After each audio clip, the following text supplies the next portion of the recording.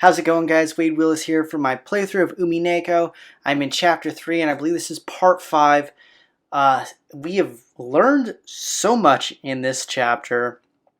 Last episode, Beatrice really dropped a bombshell, saying that there are only 18 humans on the island. I believe is her wording of it. Now, she doesn't consider servants humans. So I don't know if that's kind of like a little like caveat. I don't know. We're going to get more into it. And she, I believe, said that there is that other mansion on this island as well too. So lots of info. And yeah, guys, let's get into it. And don't forget to like the video and subscribe to my channel for tons of When They Cry content. And yeah, let's get after it. In front of the entrance hall, Shannon's once burning face had been cooled off by the frigid air. She had thought that George's proposal would surely come sooner or later. It wasn't as though she prepared herself mentally, and she had answered by nodding. Had she been reckless because of her youth? Should she have thought about her future more seriously? I wonder if my immediate reply made him think I'm a cheap girl. If I'd at least waited until tomorrow morning, would that at least have shown him that I was taking this seriously? Now that she'd already received the ring from George, Shannon kept fidgeting in embarrassment. I should have done this. I should have done that. As she did, she heard the sound of footsteps splashing through the puddles. Shannon immediately chased away the emotions welling up inside of her. Genji-sama? Kanon-kun mo. Uh-oh. すみません。すぐに戻らなくて、She grew stiff, thinking she'd surely be scolded for spending too much time in her secret lover's meeting with George. Shan, 親方様が至急書斎へ来るようにとの仰せだ。Okay, well, they're about to be safe. 急ぐ。え？はい、かしこまり。一体何事なの？不吉な予感がするってさ。Oh, 自分 yeah. の儀式を起こしておいて都合のいい話さ。大田に気取られぬよう裏から入る。足音に気をつける。はい、姉さん注意して。姉さんは賑やかだから。Ken was especially good at hiding his footsteps, just like a cat. He was able to suddenly be there without anyone noticing and leave in the same way. For example, even though he stepped in puddles, the sound he made was far smaller than that of the rain hitting them. Genji also had abilities of that kind. Or rather, those servants called furniture were supposed to be like that. Just like how desks and closets go unnoticed by members of the family. These servants also held it as a great virtue to just suddenly be there whenever they were needed. Compared to that, Shannon's footsteps still strongly asserted themselves. She was also trying to hide her footsteps, but compared to Kanon and Genji, well, you could say that she was a little more boisterous. Eventually, they reached the back door, and the three of them entered the mansion.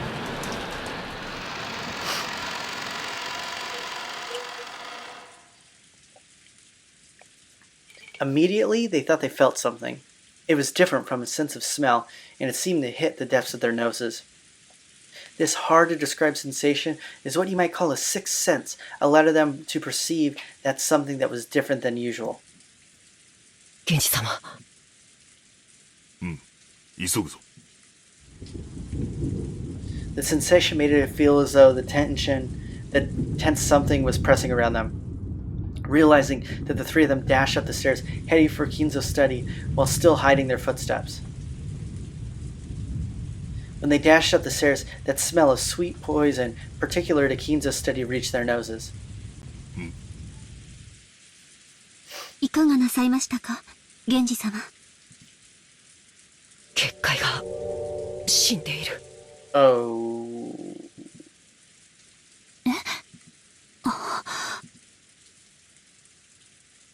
After hearing Kanon's words, they looked at the door of the study. The scorpion pattern was engraved on the doorknob, a powerful word against magic, the final barrier which protected Kinzo himself. It had been broken. Of course, there was no change in the doorknob that the eye could see. However, those who could understand things people couldn't perceive were able to recognize that a dramatic change had occurred. 親方様。親方様。源氏でございます。ここをお開けください。 Genji called this way after knocking several times, but there was no answer from the study. シャノン、背中を守れ。カノン、室内を探れ。はい。 She's gonna do that barrier thing, maybe? Kanan put his ear against the door, searching for a presence inside the study. To protect the backs of the pair watching the door, Shannon faced the other way, ready for the unexpected. 親方様はいらっしゃられるはずです。ですが、静かすぎます。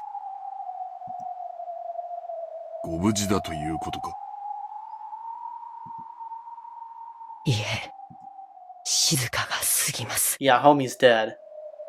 まさか、そんな。親方様、扉を失礼させていただきます。Genji pulled a gold key out of his pocket. It was the only key to the study that existed, other than the one that Kinzo held. He stuck it in the keyhole and turned it heavily. At first glance, it seemed to prove that it was a sturdy lock.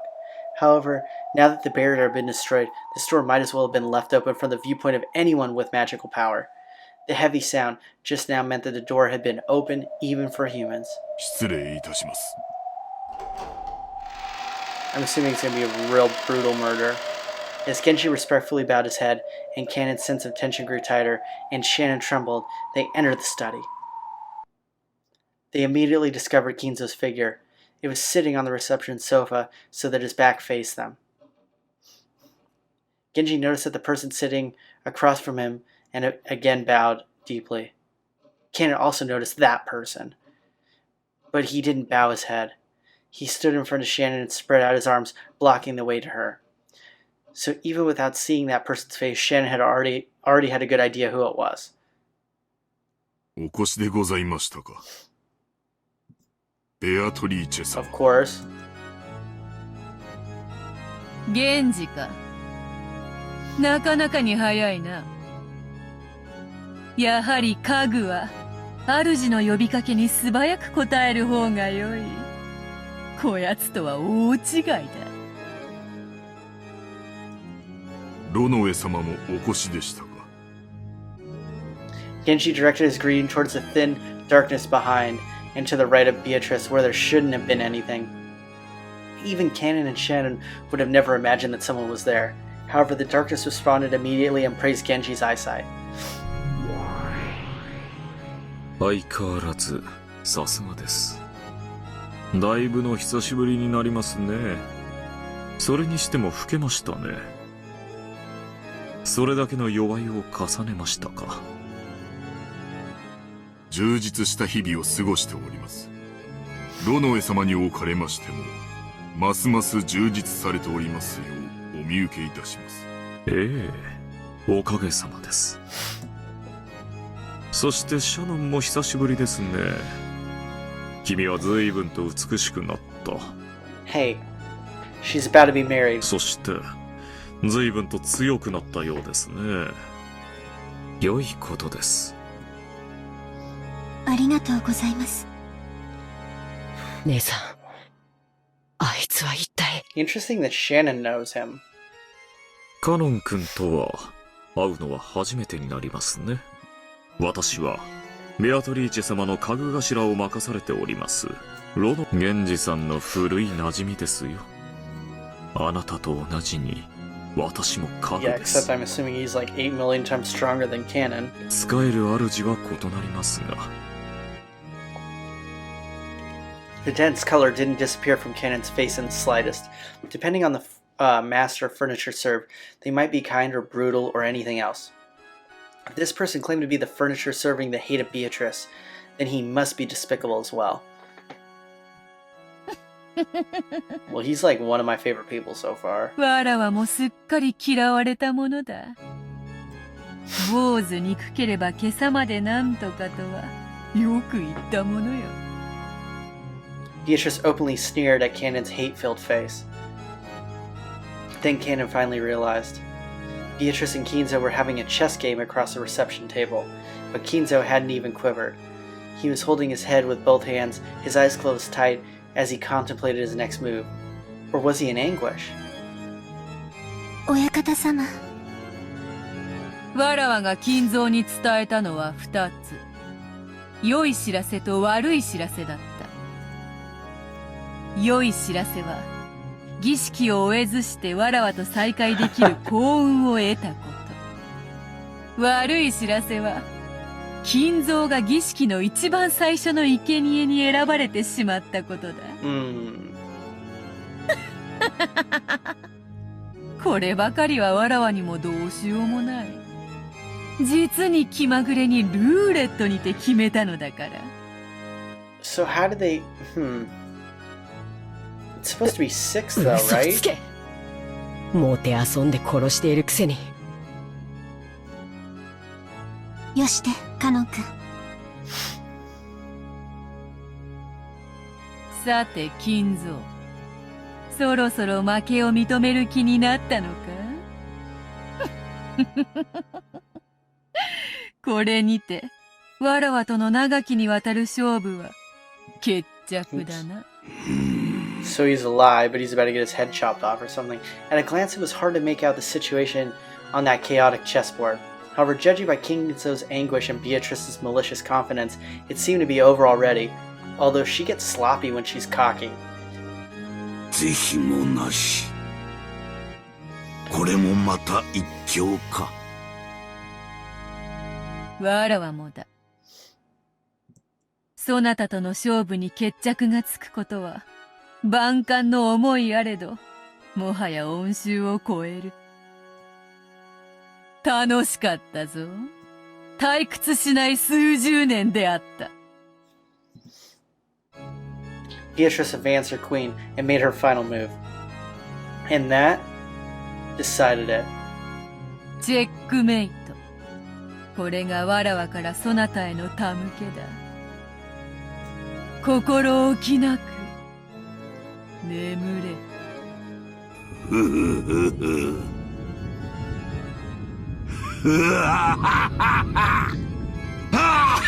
When is Burn gonna come in?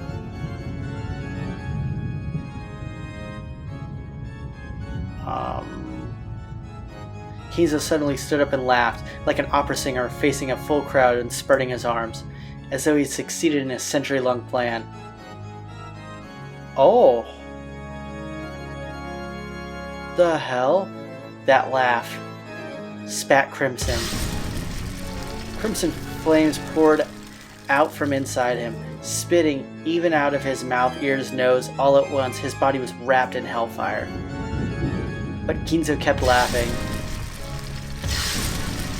The more he laughed, the more the hellfire spewed from his entire body and began to char him. Those flames became a brilliant light, which dazzling shone on the various magic tools throughout the room, making their distorted shadows dance across the walls. Those shadows looked like the dead in hell, watching over Kinzo in ecstasy as he burned. And, for the one who made a contract with a witch, it was an extremely fitting end.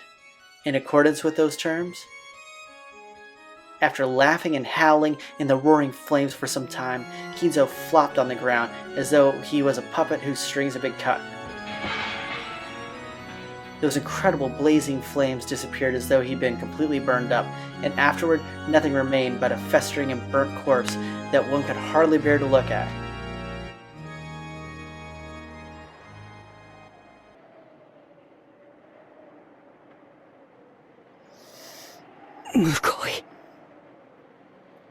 Who all is she gonna... お前が言うか。ふさわしい死に方だと思っているくせに。なぜお前が姿を現している？僕たちに何か用だとで Trying も to 言 have う a のか？ party, son. よしてカノン君。ベアトリーチェ様を挑発してはダメ。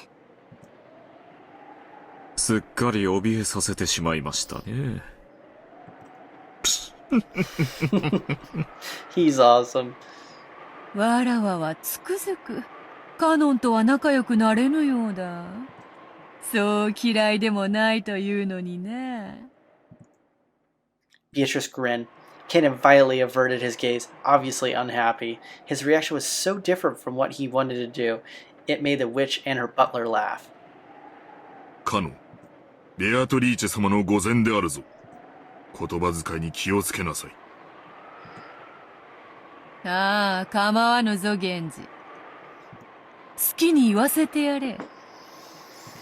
わらわは寛大である。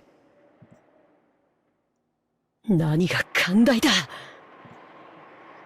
わらわは死にゆく者にはいつだって寛大である。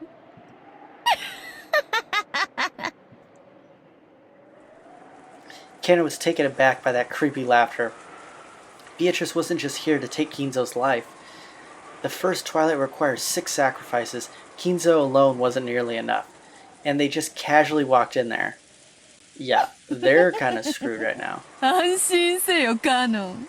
そなたらがここに訪れたから生贄に選ばれるのではない。生贄に選ばれているからこそ、ここに呼ばれているんじゃないか。Well, kind of knew that once she was already there. なんだと。Their instincts were good enough to spot her meaning instantly. 6 sacrifices required for the first twilight. After Kinzo, how many more would you need to add up to 6? 5? I'm good at math. In this mansion, the number of 5 instantly made them think of the number of servants here. Yup. それがお望みですか。感謝せよ、家具どもよ。That's like the worst thing for everyone, because the servants can そな actually たたち fight. の苦難の日々は、今宵ようやく終わりを迎えた。それを告げに訪れたわらわに感謝せよ。かしこまりました。それをお望みでしたら。源氏様。Yo, you ain't gonna beat her, son. Genji had agreed to the witch's heartless announcement with his usual demeanor without raising an eyebrow. 親方様亡き後は、ベアトリーチェ様が我らの主。Ooh. I didn't その even 求め think に about 応じるの that. が我らの最後の務めだ。シャノ、カノ、今日までよく仕えた。その労苦もこれにて終わりだ。源氏はさすがですね。Yeah, he's too loyal. 同じ家具としてあなたを誇りに思いますよ。シャノン、異論はないか。はい。ジョージ様から Shannon? それでもなお未練はないか。はい。家具の身に過ぎた幸福でした。指輪を頂戴しただけで、私の思いはすでに達せられております。Man, Shannon, you're disappointing me. Shannon couldn't take quite as much of a philosophical view as Genji. There probably were regrets left in her heart. She probably wouldn't have spent a little more warm time with the person she cared for, George. But she released herself from that. She took a single deep breath and a blank expression rose to her face. それでよい。シャノンがそこまでの落ち着きを得るとは少し驚きでした。あなたも家具として達観したようですね。惚れた男と夜も共にできず、少しは悔し涙をこぼさんのか。退屈な女。ベアトリーチェ様ごときにこの気持ちはわかりません。Get him! 私たちの命をご所望でしたら、どうぞお受け取りください。私たちは謹んでそのお務めを全うします。それでいい。よくぞ言ったな。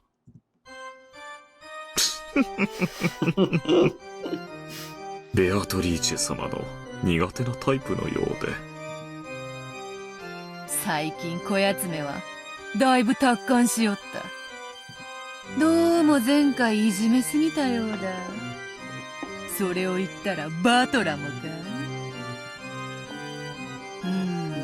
わらわはまだぬるいのか？それとも追い詰め方が下手なのか？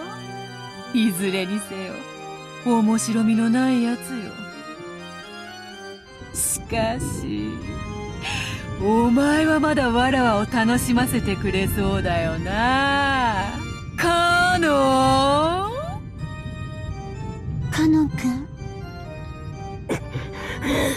Compared to the two who had taken a far-sighted approach, there was a painful anguish on Canon's face.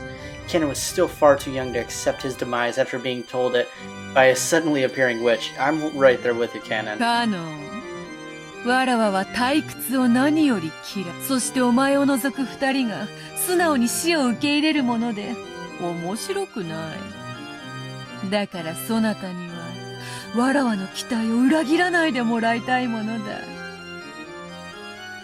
僕を慰み者にしようというのか。That is exactly it. Canon realized that he was being provoked. However, no matter how furiously anger spurred him on, his opponent was a witch. He was furniture. He hadn't a chance of victory from the beginning.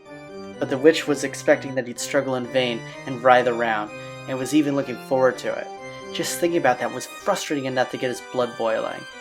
Was disappointing the witch by refusing to resist like the other two the only way he could strike back at her? Actually, yeah, I would say that's probably the best option. 煉獄の七姉妹が長女、ルシファー。いでよ。傲慢のルシファー、ここに。カノン、家具に魔女と戦えというのも酷な話よ。そなたがいくら怒りに駆られようとも、勝算のない戦いでは希望も持てない。He has no chance against Lucifer. 無論、勝ち目のない戦いでは、わらわも退屈というもの。ならば、家具は家具。家具同士で決着をつけてはどうか。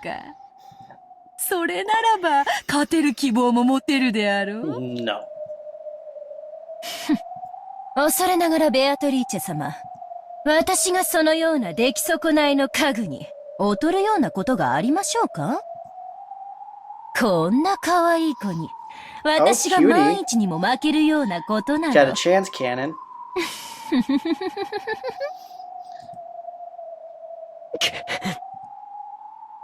我が家具、煉獄の七杭を打ち破ってみせよ。見事打ち破ってみせたなら、そうだな。13人の生贄を逃れることのできる5人を、そなたに自由に決めさせてやろう。そなたの推薦する5人を、わらわは無条件にて、黄金鏡に迎え入れる。Wow. それならばどうか。He ain't gonna win still, but Cannon understood that he was being provoked. However, the witch's offer was very tempting. By this point, Cannon couldn't care less about the evil ceremony the witch and the rest were trying to carry out. On the contrary, it was much more important that he remain alive so that he could be invited to the Golden Land and have his wish granted by Beatrice there. そなたは家具は嫌だと泣いたな。そなたの望み、叶えてやろうぞ。枕を濡らしてまで望んだ人間の体を与えてやろうぞ。どうだ？そうすれば、ジェシカとも結ばれるぞ。おお、ちょうどよい。黄金鏡へ招ける5人に、ジェシカとそなたを推薦すればよい。自分だけが幸せになることに抵抗があるならば。さらに、シャノンと、その思い人であるジョージを加えればよい。義理があるならばさらに源氏も加えればよい。おお、これで5人だ。十分ではないか。Would anyone select Goda? Probably not. これだけのご褒美があれば。そなたはわらわを退屈させはしないよな。どうせ戯れよ。耳を貸す必要はない。僕は嫌だ。姉さんはそれでいいの？ Beatrice couldn't hide her evil smile at those words. 僕は嫌だ。幸せになりたい。家具なんてもう嫌だ。人間になって、普通の恋がしたい。Well, good luck. 僕も姉さんのように、海が青いってことを知りたいんだ。You forget about the whole ocean is blue thing. 若いですね。羨ましい。だから若者は好きなのだ。ゲンジ、シャノンは下がれ。カノン、ルシファーは前へ。Round 1, fight! 仰せのままに。I'd be pumped if they played the Mortal Kombat music during this.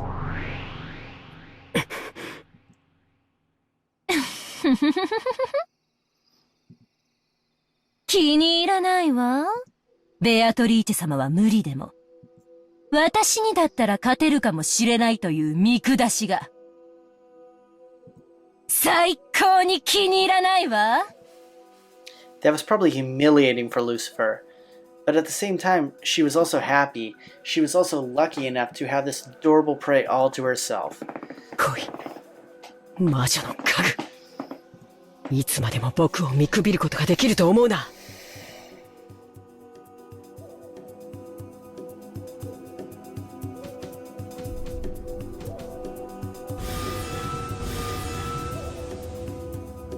He's got no shot.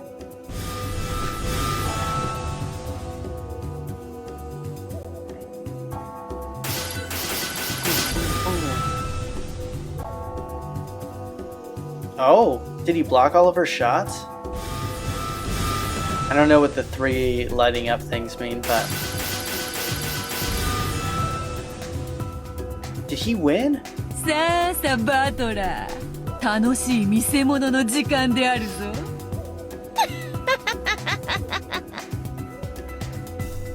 くそ、またおかしなことになりやがった。魔法バトルなんて認めてたまるかよ。Oh yeah, that'd be so weird to see. Well, his is red, I think, isn't it? ほらほら、目をつむらずにちゃんと見ろよ。ほらほら、ほらほら。魔法だよ。Nah, she gave you mushrooms, dude. Don't believe そなた her. がどんなにわらわや魔法の存在を否定しようとも。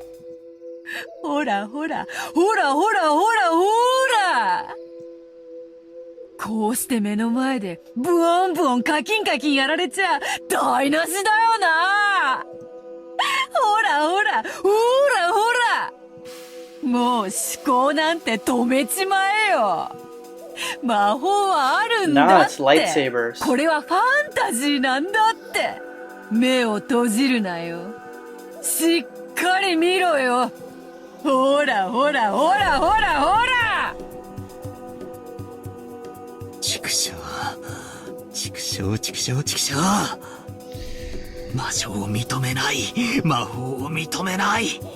でもこんなにあからさまにやられちまったら、 Yeah, that does make it a little なんだっ hard. ていやいいんだ。クソクソクソクソ。ほら Maybe she's 目 an を背 alien? けるな Can よ。 he し think that っ she's か an り見 alien? ろよ。魔法はあるんだよ。ファンタジーなんだよ。推理ごっことかやめちまえよ。知ってんだよ。ものを考えんの本当は苦手なんだろう。やめちまえやめちまえ。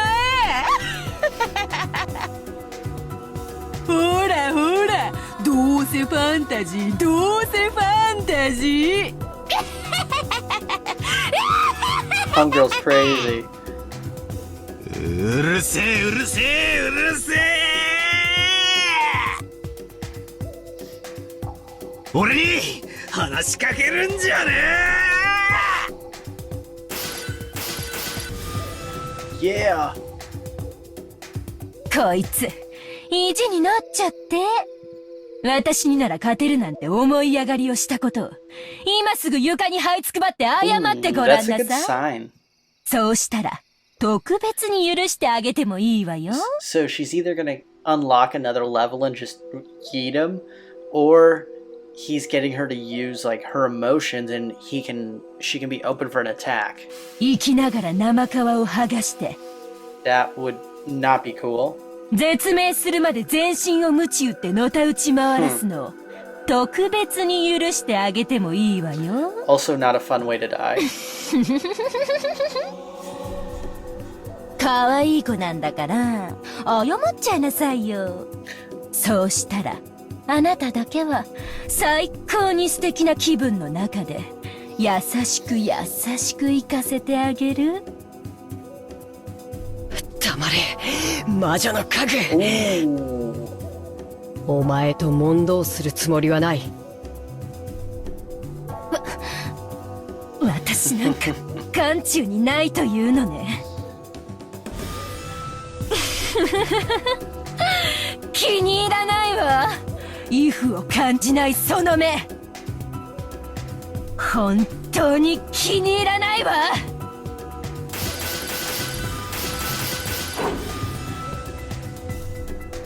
カノン君。あやつ、サタンの時よりも筋がいいではないか。だから人間は恐ろしいのです。たまに魔女にまでなり、悪魔を羊扱いにしたりいたしますよ。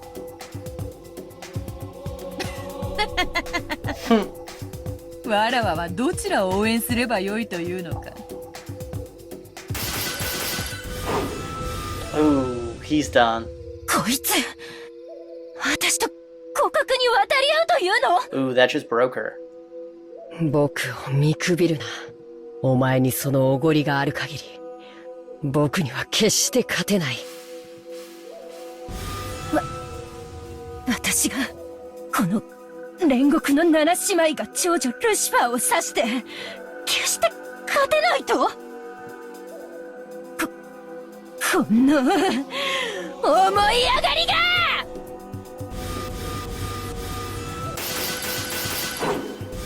！Oh.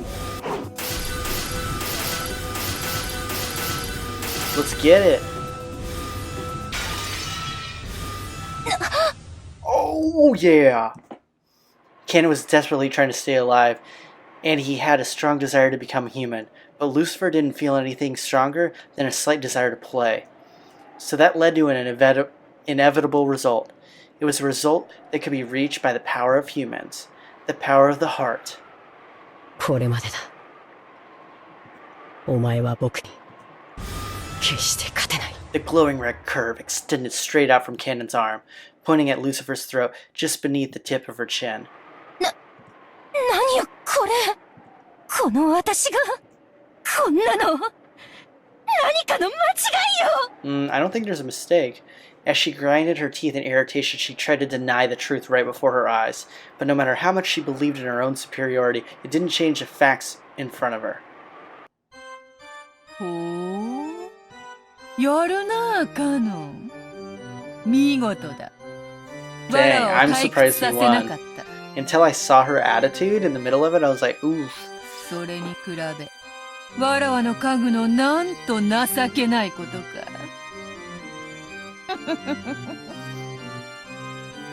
ルシファー、お嬢様を退屈させていますよ。やはりあなたには荷が勝ちすぎた相手でしたか？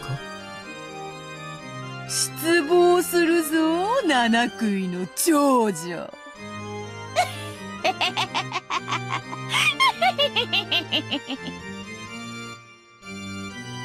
It would have seemed like some mere rebuke to an outsider.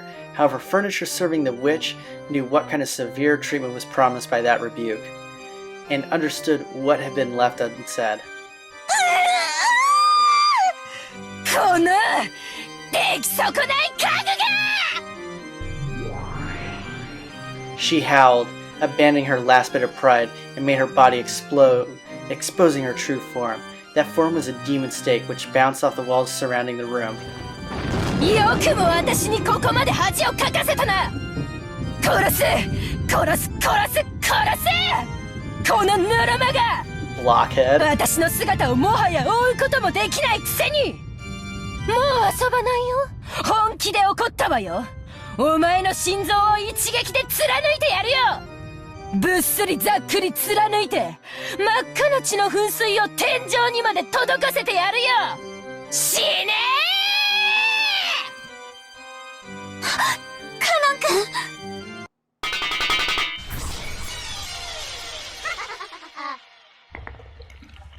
Oh no. After flying about wildly for some time with speed approaching the limits of what a mere human eye could follow, Lucifer flew at Cannon's heart. She could tell that it was Cannon's blood by the sweet taste of it, but she quickly noticed one thing. She hadn't pierced his heart. Did he? Is it his hand? これだから人間は恐ろしい。紅茶はいかがですかな？今はよい。紅茶もいらぬほどに面白い。カノ君。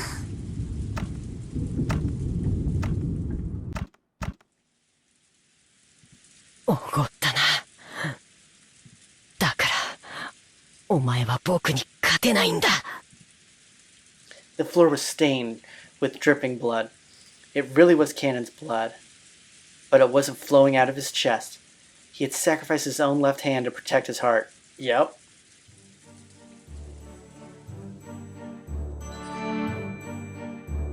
Lucifer was arrogant.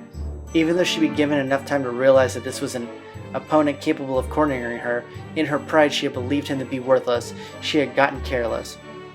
So just as she had announced, she had aimed for his chest, trying to pierce his heart. Because she was so arrogant, she hadn't even thought of aiming for somewhere other than the place she had announced. So maybe she had thought about it a little.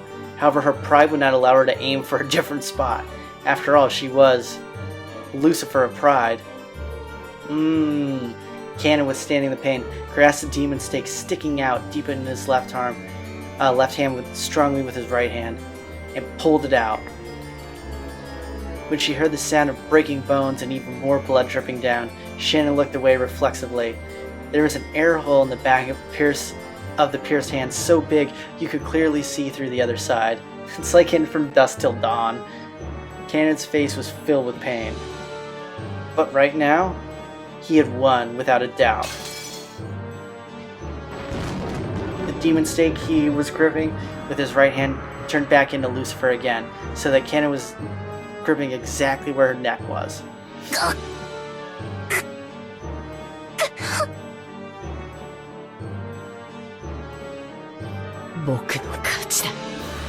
Beatrice. Cannon didn't hold back at all, with his right hand gripping Lucifer's throat. She had challenged him again after the fight had already been decided. Cannon had no obligation to be considerate. Even so, Cannon released the witch's furniture. Was it his naive humanism for his pity for another furniture, or a final bit of respect to the witch? In any case, she was released. Lucifer fell face down on the ground, wrenching and moaning over the pain in her throat. お見事ですよ、カノン。あなたの奮闘により、金蔵の研究の正しさが一つ実証されました。Ronov was clapping his hands. To Cannon, who had won at a great cost and a wound on his left hand wouldn't close, Ronov applauded. Ronov's applause only felt like mockery. It's not mockery. 人の心はあらゆる可能性を秘める。いやはやこれだから人間は恐ろしい。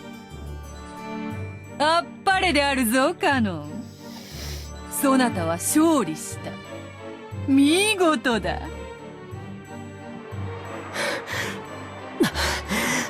It's just a flesh wound, dude. 大丈夫？カノン君。Shannon ran up to him and wrapped a handkerchief around his left hand, which was still spraying blood.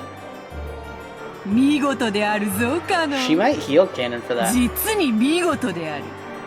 わらわも少しは番狂わせを期待した。それを裏切らぬとは、そなたは誠に素晴らしき家具であるぞ。見直した。正直見直したぞ。約束を忘れてはいないだろうな。I don't think she'll go back on the promise. もちろん忘れてはおらぬぞ。魔女も悪魔も非道ではある。だがしかし、契約に限っては人間など及ばぬほどに高潔だ。わらわは保護にはせぬ。そなたが勝利したなら13人の生贄を逃れることができる5人を自由に決める権利を保証した。ベアトリーチェ様、私はまだ敗れたわけでは。 Oh, you lot. When Beatrice waved her pipe, heaven and earth turned over just for Lucifer. So as a horribly natural result, she fell onto the ceiling. The ceiling doesn't seem that high to people standing on the floor. However, the people who've fallen upside down head first usually don't agree. お嬢様、さすがにやりすぎでは。それもそうであるな。許してやるか。Beatrice waved her pipe again. When she did, the magic that had been affecting Lucifer was released. So as horribly a natural result, this time she fell properly back onto the floor.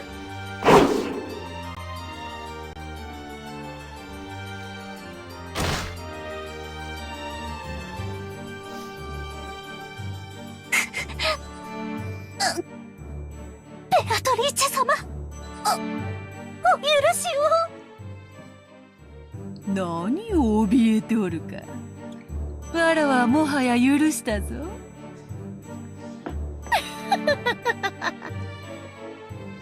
さてカノン、続けようではないか。何をだ。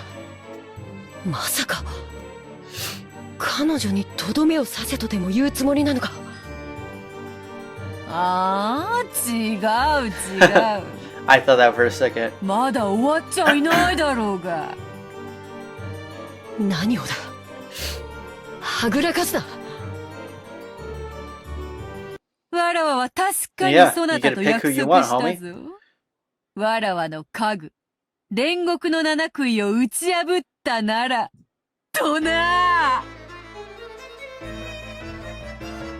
さあさあ、おいでなさい、煉獄の七杭。不甲斐なき長女の6人の妹たち。Damn. I was so pumped for a second. That sucks.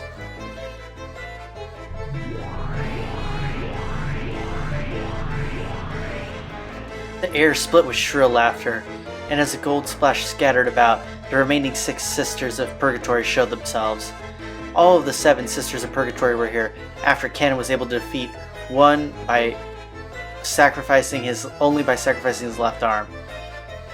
By now, Canon regretted his thoughtlessness accepting the witch's challenge. He had been foolish to assume that the game against a witch could be on even footing. お姉様、どうして床に這いつくばってるの？お前たち。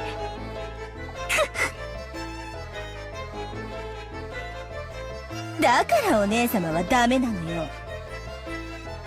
長女を偉そうに名乗るくせに上っ面だけなのよ。まったく。ルシファーお姉様一人の集体が私たちへの評価を下げるのよ。恥を知りなさいな。Dang. この未熟者が。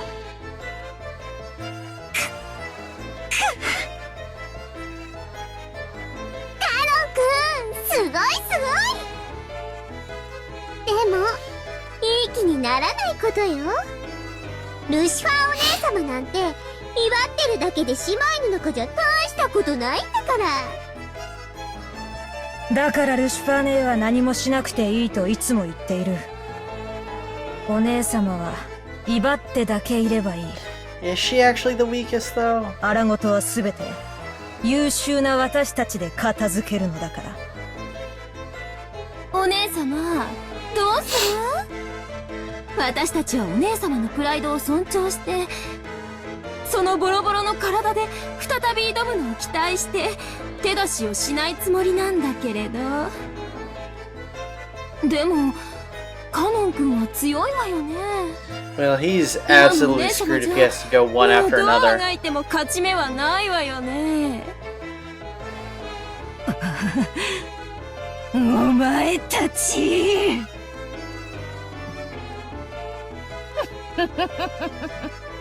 やれやれ、いつも賑やかな姉妹たちであるな。今は仲違いをしている場合か。そなたらは7人揃ってこその煉獄の7姉妹であろうが、仲良くしてわらわの仕事を遂行せよ。迅速にな。ねえ、ルシファーお姉様。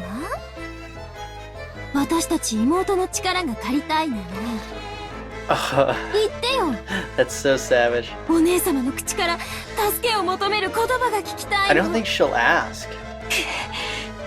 私はこれ以上苦労する気か。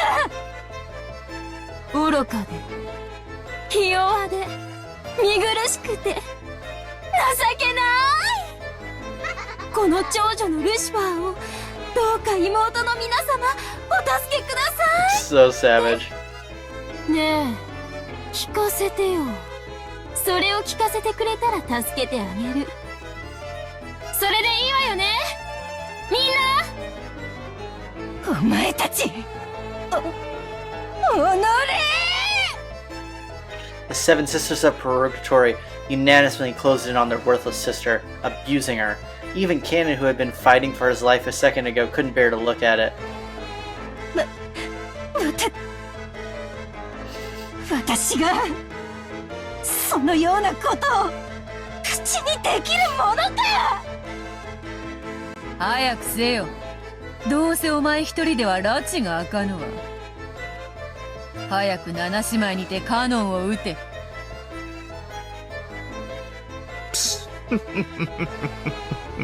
そら、どうしましたか、ルシファー。お嬢様の命令です。ひどい。 After grinding her teeth over and over again, hearing her sister's curses, Lucifer trembled all over and answered her sister's request. 愚かで Damn, she's actually saying it. ひ弱で見苦しくて情けない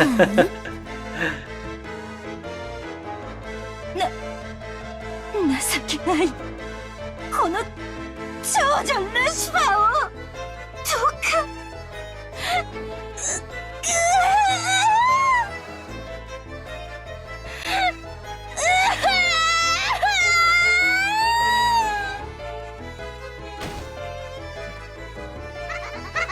The girl known as Pride was finally unable to endure the words she was saying and broke down crying.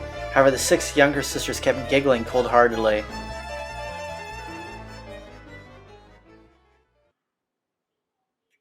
ちょっと泣いてごまかさないで。まだ言い切ってない。もう十分だろう。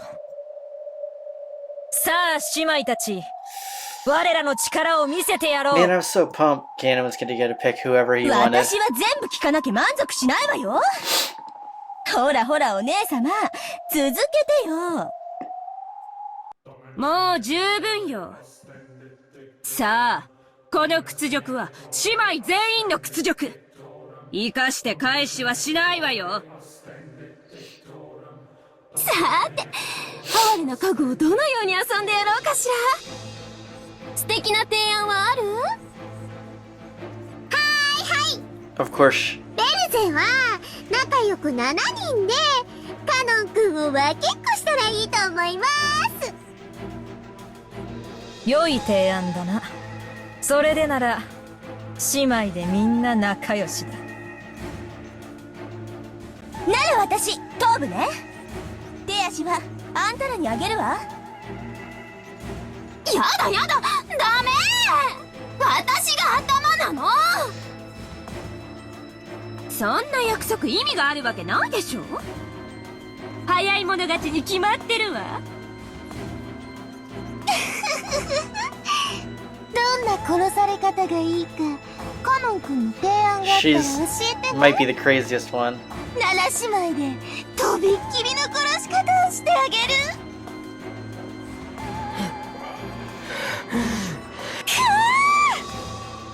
ここまで恥をかかせたんだもの。八つ咲きでも足りない。百咲きにしてくれる。行くよお前たち。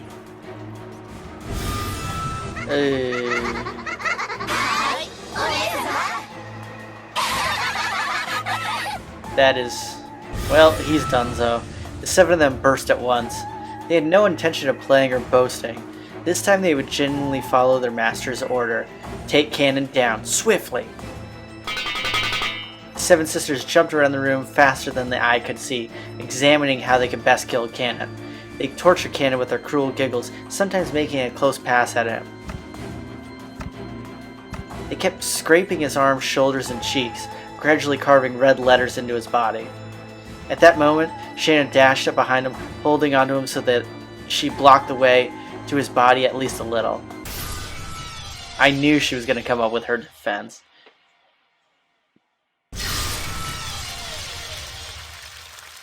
At the same time, the red cylinder wrapped around the 2 of them, like a light beaming sent from heaven. That cylinder repelled the evil ones who tormented Cannon. 何？ずるい！あんたは関係ないでしょ？ Yeah, it had nothing to do with you 6 either. きっとこれはあれよ。私たちと一緒に遊びたいのよ。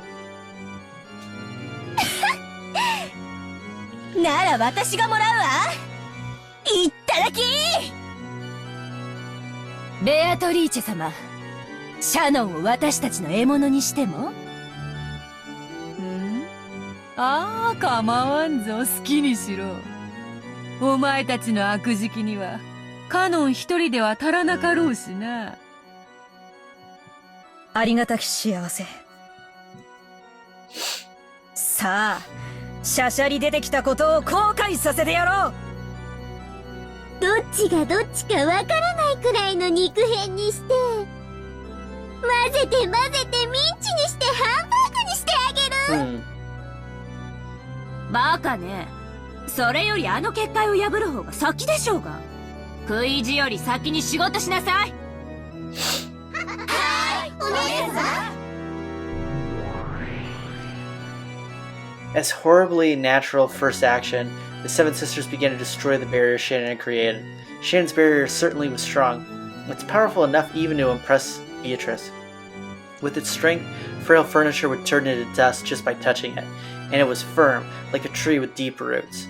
But no matter how big a tree gets, it eventually surrenders to a saw or hatchet. For the 7 sisters, chopping down Shannon's barrier would be annoying, but not impossible. Yeah, that's going down in like 10 seconds. A sound like beetles jumping about grew even fiercer and filled the room. The red barrier began to be cut up and eroded away as though with a hatchet, a saw...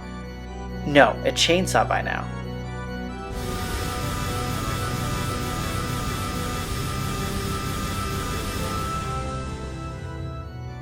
Orokana.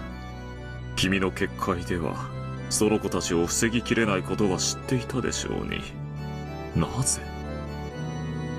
見過ごせないからです。As Shannon covered Cannon, who was already at his limit, sprawled on the floor, she spoke back resolutely. しゃしゃりでなければ眠るような死を与えてやったのに、なぜわざわざ七姉妹の前に身をさらすのか。死は同じではないぞ。苛烈な死は死してなお苛むぞ。Yeah, but just giving up like that is worse than in like having an easy death is pitiful. どうぞお好きなように。あなたがしたいことを好きにするように、私もしたいことを好きにしたまでです。どうにもそなたはこのところ面白みに欠けるな。恋というやつは達するかどうかのあたりが一番面白い。達してしまった後の女はさながら産卵を終えた鮭のごとしか。そなたにはもう飽きた。ありがとう。魔女から聞ける言葉で最も嬉しい言葉です。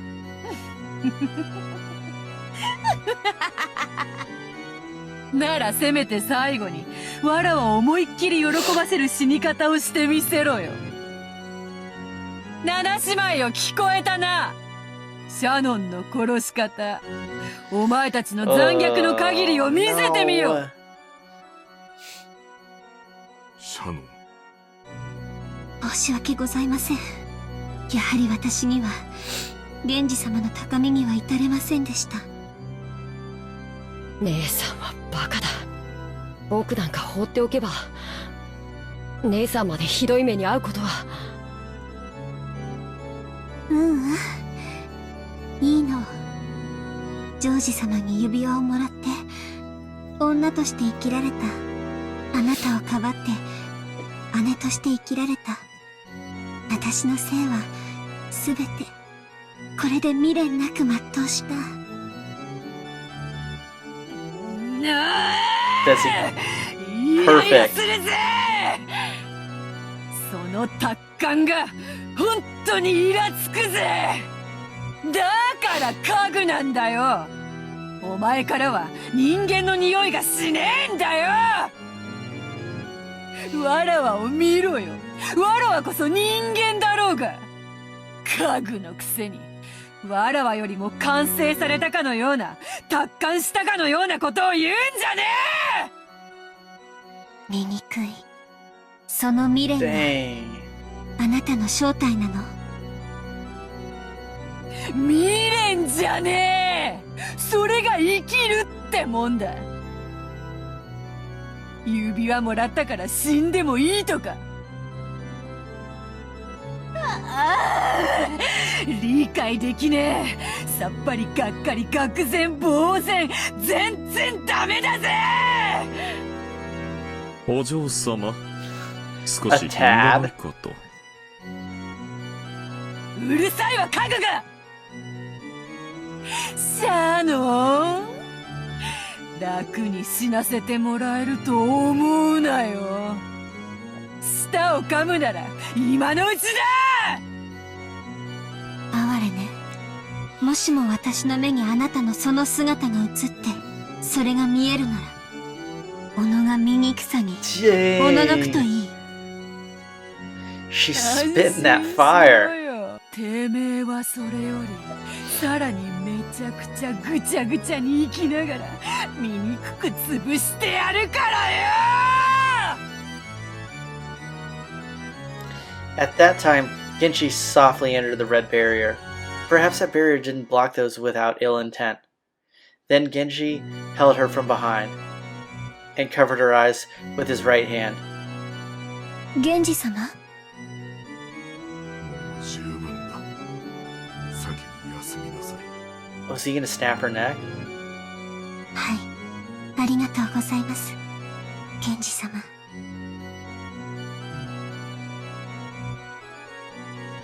After that, Genji softly pressed his left hand near her collarbone. As he did, emanating from that area, a crimson stain gently spread out. That's gonna piss her off even more.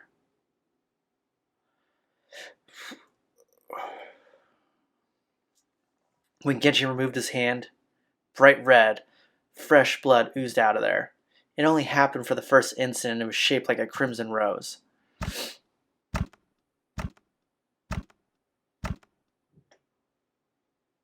And when he removed his right hand, covering her face, there was a peaceful expression there, as though she was sleeping.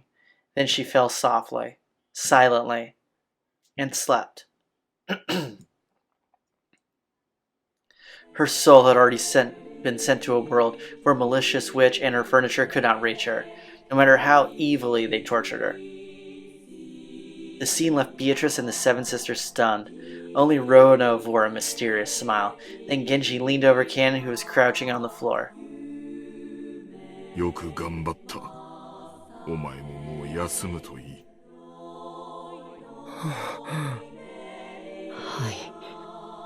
Dang. What a boss. He gets way more street cred in my book. Just as he had done with Shannon, he softly covered Cannon's eyes with his hand, then gently pressed the area around Cannon's collarbone with his other hand. And when his hand was removed, with the lightness of a feather, there was a crimson rose there. His magic powers are freaking insane. But that rose quickly turned into a stain of bright red blood pouring out. Mercy kill. つまらぬやつ。生命の風船は針にてつき、威勢よく割るから面白いのだろうが。見事です、源氏。それでこそ家具です。ありがとうございます。それではベアトリーチェ様、ロノウェ様、これをもって私の最後のお務めとし、おいとまをさせていただきます。わらわの楽しみを勝手に奪いおって。この二人をギッタギタのぐっちゃぐちゃにしたかった分、そなたがそれを変わるのであろうな。Beatrice faced him with an unsatisfied expression, but Ronov spoke quietly to Genji with a soothing smile. ご苦労でした。あなたは私の最高のしもべです。これまでの労をねぎらうに値する安らかな眠りを、あなたへの。おい、勝手な真似を。When Ronov snapped his fingers, Genji slumped over the floor like a puppet with his strings cut, suddenly and yet gently. He crumpled, falling into a sleep that no witch could call him back from. Dang. I can't believe he went against her like that. It was filled with kindness as the sleep he had given Shannon and Cannon.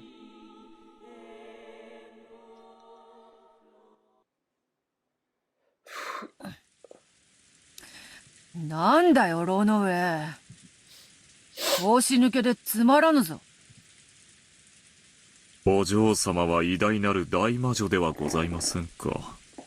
この程度気に留めるほどにもございませんよ。シャノンごときの挑発で頭に血を上らせるなどらしくもない。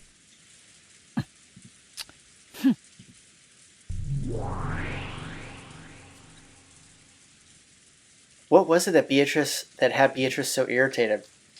Was she unable to remove the thorn of Shannon's words? I think so. Ronov laughed lightly, as though lamenting the complexity of humanity in the woman's heart, and ordered the seven sisters to go. After all, there were still 2 sacrifices left for the first twilight. The seven sisters disappeared in ecstasy.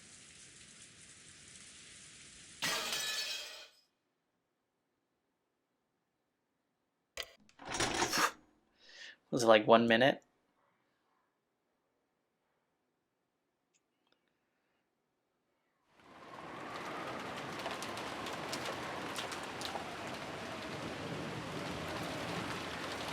Goda, oh, I forgot about Goda. Goda was doing the nighttime rounds. Rokujima had always been empty, except for Ushiromiya family household. So checking on the doors and windows were all closed was no real purpose. However, ever since the time Natsuya condemned such an attitude as being careless, the nighttime rounds had become a part of the servants' daily routine. In the first place, Natsuya had ordered this because of the occasional witch disturbances. Everyone who came and left this island knew about the legend of Beatrice, the Witch of the Forest. It had become established as this island's characteristic ghost story. Because of that, it was only natural for some people who would claim that when they thought they were alone in the mansion, they would hear a strange noise or see a shadow of a person. However, when it created a little too much of a disturbance and reached Natsuya's ears, she made a fuss thinking that some suspicious person might have been entering and leaving. Apparently, she had roused all the servants and had them checked throughout the mansion. Because of all the panic over the witch that happened before Goda's arrival, he had only heard about it from more senior servants. Ghost stories like that could be found in any workplace. Even the hotels and restaurants Goda worked at, there had been plenty of them. So when he had heard about the story of this island, he given a forced smile and thinking, ah, so that's the kind of thing here after all. That forced smile aside, he had figured that when in Rome, do as the Romans do, and had taken it seriously. Yoda went along with it on the outside, but in his heart, he'd assumed it to be a childish trick. At first, that is. これは確かに不気味ですね。なるほど。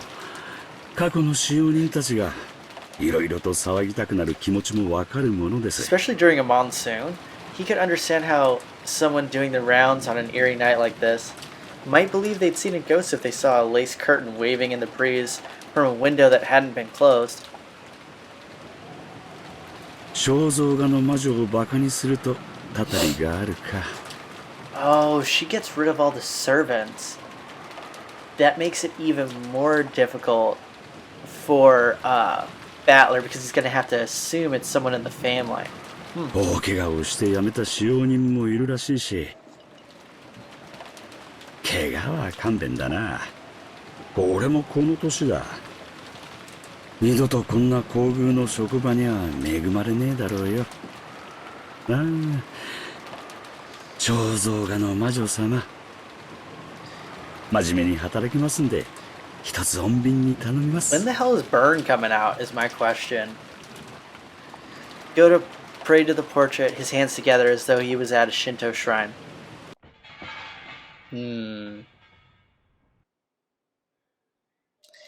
At that time, he thought he heard a sound.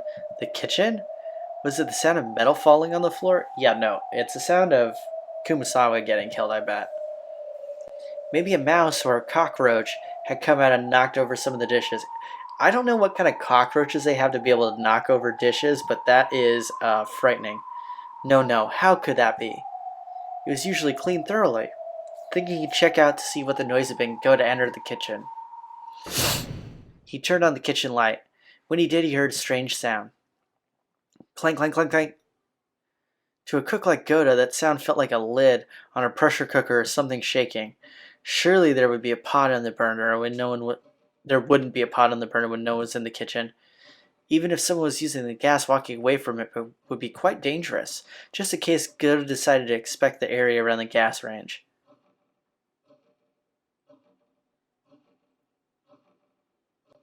When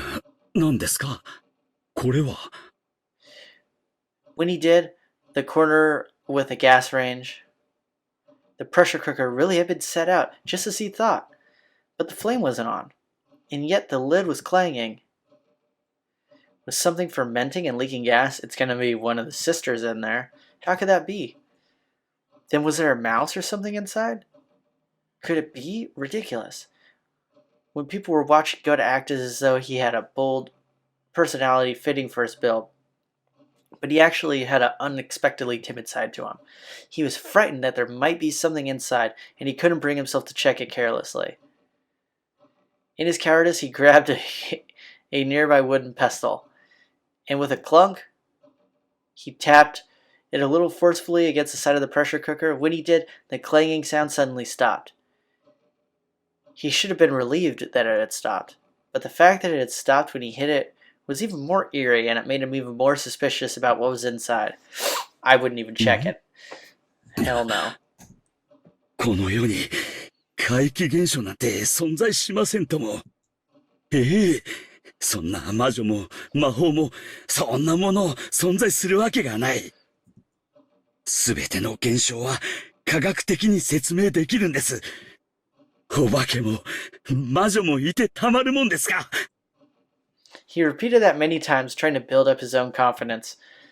The gap between what he was saying and what he was doing was quite comical. 何が魔女だ。何が魔法だ。たたりだ。I mean, 空。yeah. 正体を見せてみろ。空。 He removed the lid of the pressure cooker, and lying exposed there was a sparkly, clean silver bottom of the pot. Oh, there was absolutely nothing frightening like he'd imagined.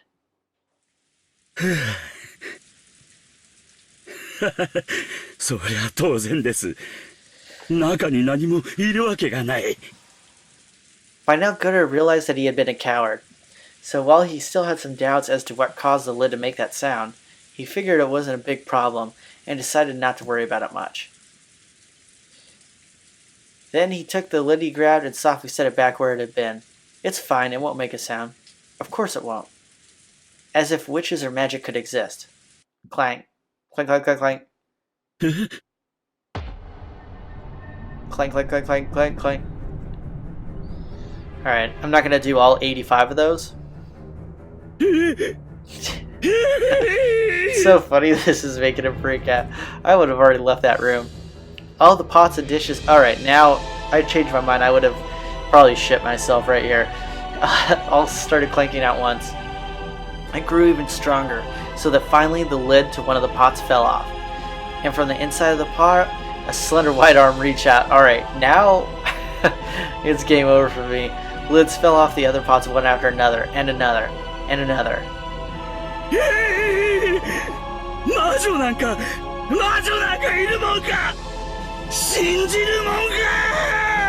Bro, as soon as you see that arm reach out, you better hope that it's a witch or something. When the numbers of arms grew to 7, and loud shrill laughter split the air.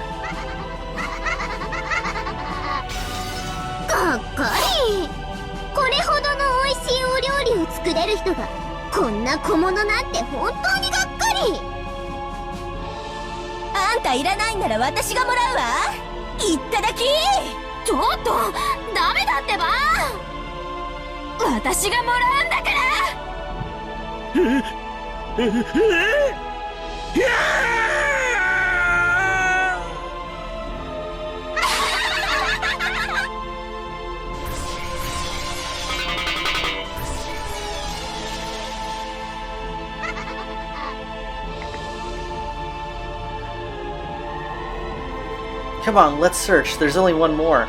That old hag. Where is she? She isn't in the mansion. What about the guest house? Huh, the first one wins. The first one wins, right? Come on, search, search. Find her, find her. Don't be noticed by the relatives in the dining hall, right? And don't get noticed by the kids in the guest house, right? Search in silence, kill in silence. After all, it's just the first twilight. She isn't in the guest house. But she wasn't in the mansion either, right? Hey, I found her, She's in the rose garden. Why is she standing there without an umbrella? She's already given up. All mine, all mine, all mine. Okay, we're gonna find out Kumasawa's actually strong, I bet, right here. You blockheads can just sit there and watch. I told you, no, she's mine! Come on, if we take any longer, we'll be scolded by Beatrice. Let's take care of her all at once. There, found her, surrounded her. Come on, let's get along and do it all at once, okay? Die!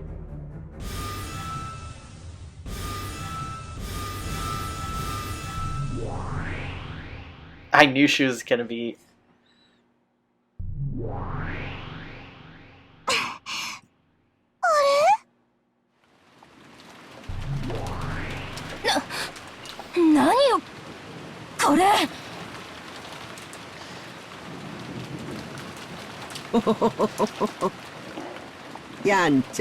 So she been faking scared the whole time? あの子のお友達かしら。何こいつ、ババアのくせに。何かの間違いよ。もう一度。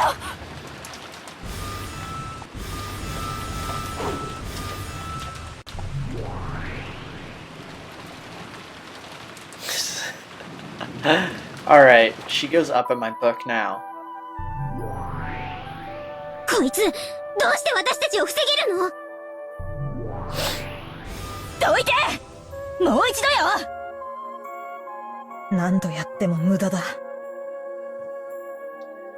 この御人、できる。That's a strong 私 ass はあの子 barrier. を待っているのです。どうか呼んできてはくれませんか？ Beatrice? そのようなデッチ暴行、私たちがすると思う？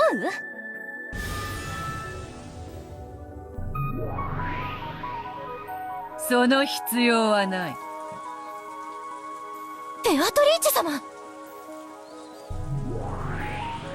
私が権限するほどでございます。必ずやお目覚めと思いました。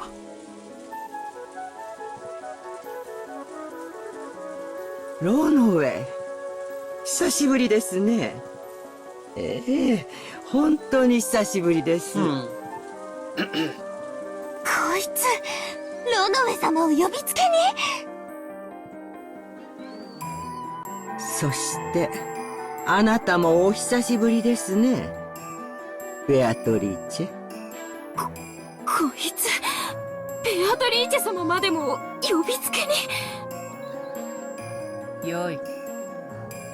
そのお方をどなたと心得るか。ベアトリーチェとは、そもそもそのお方の名。Oh, is this her master? わらわはそれを受け継いだに過ぎぬ。Wow. What a crazy twist. そのお方こそ This is the Grey Beatrice. わらわの師匠先代ベアトリーチェ教だ。先代ベアトリーチェ教。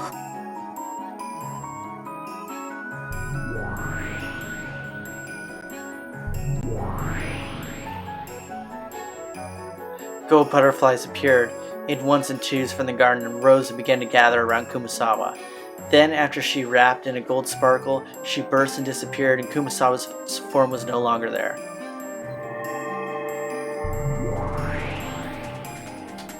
Okay. Instead, there was another golden witch, the one who once taught the path of an endless witch to Beatrice, and the only person Beatrice ever called teacher. Her hair was long, beautiful, and vividly youthful, and her figure in that elegant dress couldn't possibly have been mistaken for an old lady. No, this looked like a completely different person from Kumasawa. これはお師匠様。再びお会いできる日が訪れるとは夢にも思いません。私もですよ。よもやまた眠りを妨げられるとは夢にも思いませんでした。まったく厄介なところでお目覚めになられる。いつもの通りお休みであられたなら第一の晩を何も手こずることなく終えられるのに。いや、むしろ歓迎すべきですかな。少々退屈しておりましたところで。相変わらず悪趣味な遊びで罪もない人々をもてあそんでいるようですね。無限の魔女の力は決して人に迷惑をかけることに使ってはならないと何度も教えたはずですよ。そう言うなよ、お師匠様。退屈は私たちの天敵じゃありませんか。それから逃れるためのちょっとしたスパイスに過ぎ So ま is せん she よ。lying dormant in Kumasawa? How does that work? 侵食が進めば進むほどにわらわの力は強くなり、わらわの眷属は呼び出しやすくなる。しかしそれは同時にお師匠様の封印を解くことにもつながったとはな。それを予見していたからこそ私はこうしてあなたのすぐ近くで眠りについたのですよ。願わくば二度と起こされぬことを夢見ながら。こうしてあなたと再会してしまったのは私にとってはとても悲しいことです。相変わらずお師匠様は食えないな。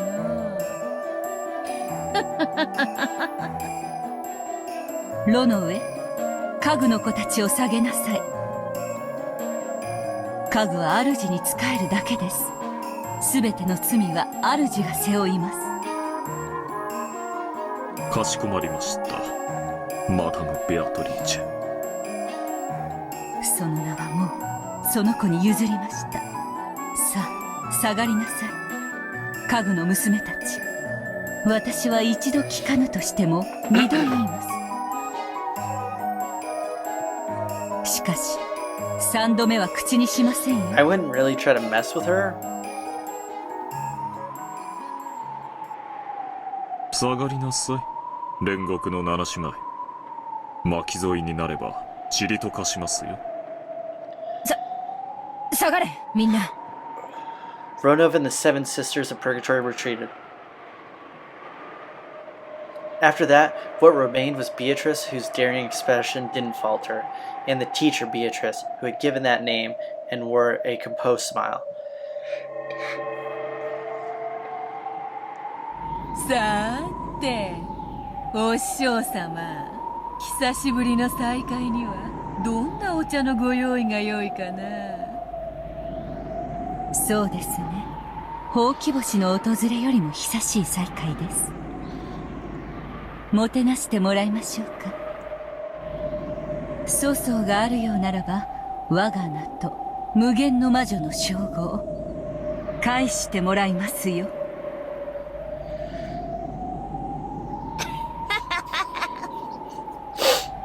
無限の魔女にも免許更新制度があったとはな。仰せのままに、お師匠様。あなたの弟子がどれほど立派になったか、そしてとっくの昔にどれほどあなたを凌駕したか、とくとご覧に入れましょう。 The air between the two Beatrices seemed to explode with sparks. Just by glaring at each other, they purged all spirits from that space. As they watched, the seven sisters shivered. After all, they retreated just 3 steps than they had already been turned to dust by now. さあ、いらっしゃい。ベアトリーチェ。あなたにその名を譲ったことが、私の生涯でただ一度の後悔です。その過ちを、今、自らの手で修正しましょう。I don't think you're gonna win, homegirl.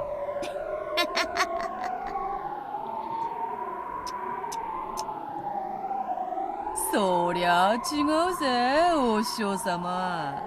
わらわのただ一度の過ちは、この程度の力を学ぶのに、あんたに弟子入りしちまったことだぜ。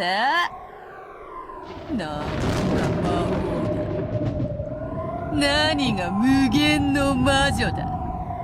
こんなの気づくだけの力じゃねえかよ。それをもったいぶって偉そうによ。お前の出番はとっくに終わってんだよ、お師匠様よ。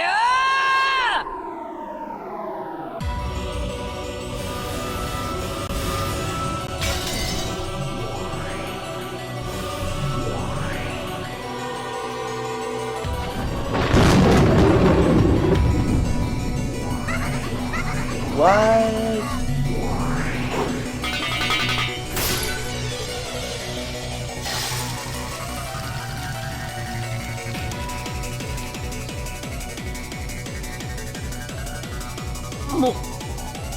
Mo, わけがわからねえ。 Me either, Battler.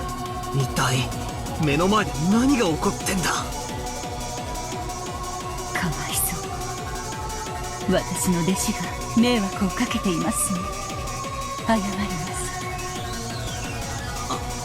あんた。My name is also Beatrice. 熊沢のばあちゃんがどうしてこんな姉ちゃんに化けるんだ。つうかあんた誰だよ。わけがわからねえ。これは何の特撮なんだ。俺は頭がどうにかなっちまいそうだ。私はあの子の魔女の師匠です。かつての名はベアトリーチェ。あの子が私を継ぐときにその名を送ったため、今は名を持ちません。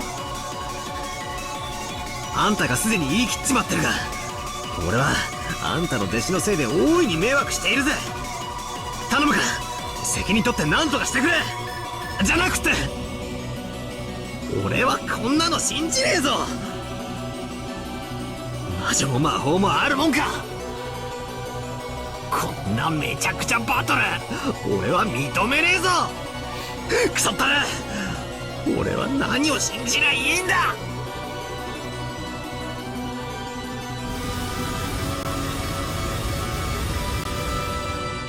Dang, her defense is freaking insane.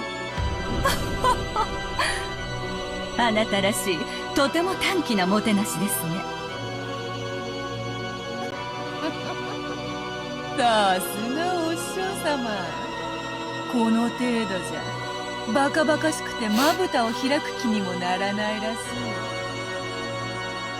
島ごとぶっ壊す気でなきゃ無理らしいぜ。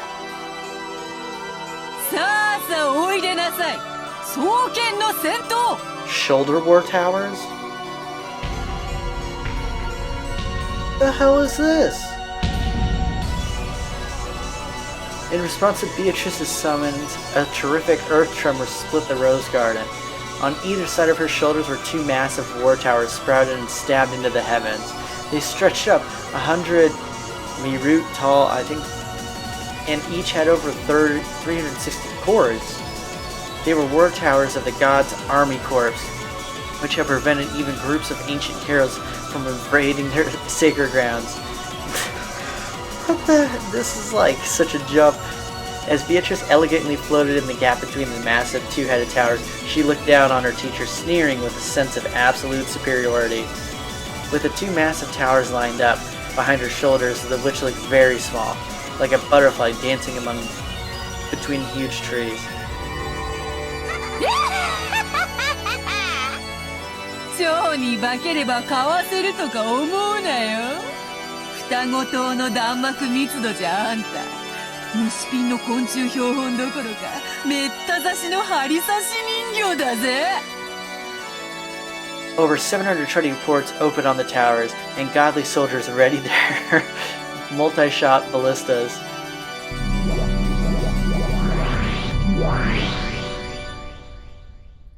それであなたの手番は終了ですか。それが遺言かよ。ぶっ放せ。 She's gonna have some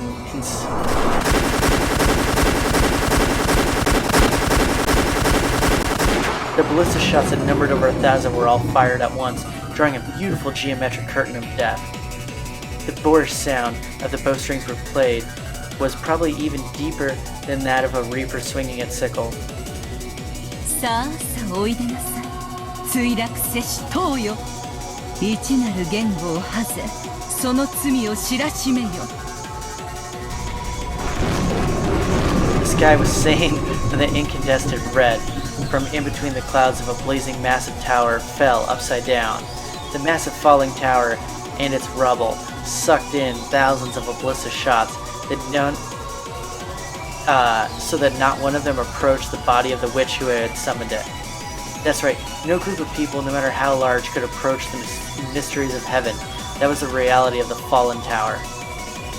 さすがお師匠様。いちいちやることがでけえや。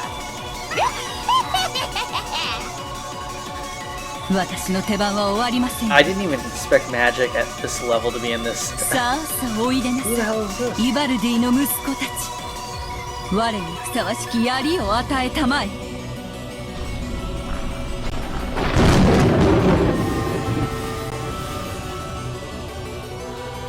As a massive crimson tower that had fallen made a terrible gold-colored explosion, a massive spear appeared from inside those flames, so tall like a tower that you had to look up to see all of it.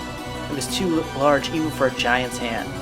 That divinely beautiful spear of God's was so massive it gave the illusion that the fallen tower had turned into a spear of the same size.